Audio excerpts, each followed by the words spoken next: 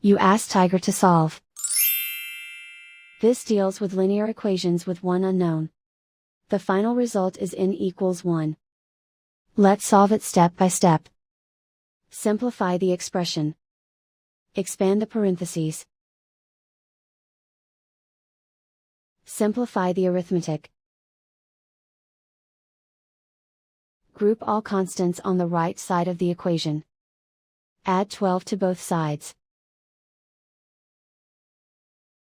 Simplify the arithmetic.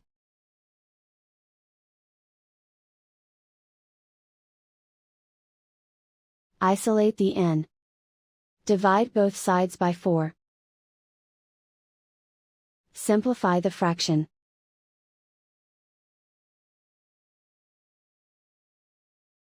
And so the final result is n equals 1.